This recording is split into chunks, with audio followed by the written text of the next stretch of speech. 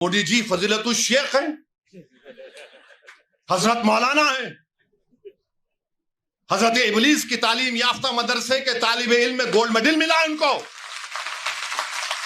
उन्होंने कह दिया कि 2 साल रिगरस इंप्रिजनमेंट नहीं, 1 ईयर सिंपल इंप्रिजनमेंट।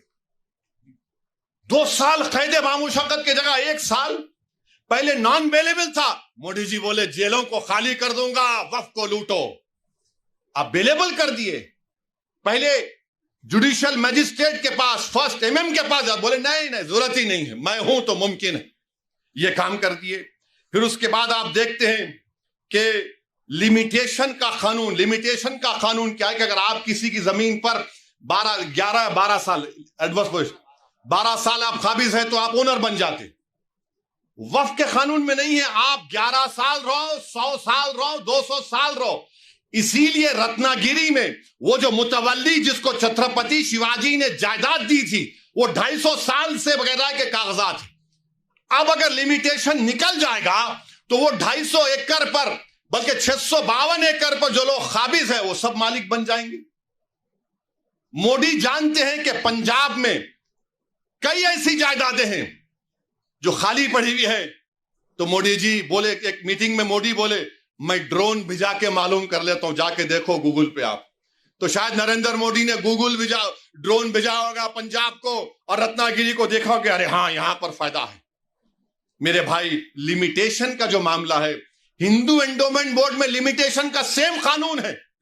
अगर कोई हिंदू मंदिर की जायदाद पर 50 साल से भी काबिज है तो काबिज है, वो मालिक नहीं बनता। मोदी कह रहे हैं तू काबिज है, मैं तुझे मालिक बनाऊंगा। ये इस कानून में लाया गया है। और फिर उसके बाद आप देखते हैं कि ऐसी ट्राइब्यूनल का मामला है। ट्राइब्यूनल जो है, वक्फ का एक ट्राइब्यूनल होता है। अगर कोई हिंदू भाई ये कहे, मिसाल के तौर पर समझा रहा हूं, कि अगर औरंगाबाद में एक जायदाद को वक्फ कर दिया गया तो कैसे वक्फ होती है? गवर्नमेंट का एक सर्वे कमिश्नर होता है, गवर्नमेंट का, महाराष्ट्र सरकार का। वो सर्वे कमिश्नर जाकर देखता है कि भाई ये वाकई में जो वाकिफ है उसकी जायदाद है नहीं। वो जब मुतमईन हो जाता, सर्वे कमिश्नर महाराष्ट्र की सरकार को लेटर लिखता है कि इसका मालिक फलां शख्स है, इसको वक्फ किया जा सकता है।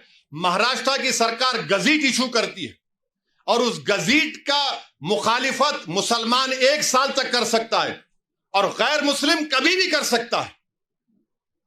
अब उसके बाद वो ट्राइब्यूनल को गया। ट्राइब्यूनल में जैसा कि निसार साहब ने बताया कि यहां का डिस्ट्रिक्ट सीनियर जज ट्राइब्यूनल का जज होता है, एक शख्स जिसको इल्म मालूम, उनका तखर्रुर, और एक गवर्नमेंट की तरफ से। अब मोदी जी बोले कि नहीं नहीं नहीं, ये ट्राइब्यूनल का फैसला फाइनल कैसे होगा? फाइनल नहीं हो सकता है। और मोदी जी ने क्या किया? रिटायर्ड डिस्ट्रिक्ट जज और एक रिटायर्ड गवर्नमेंट एम्प्लॉय, वो तय करेगा।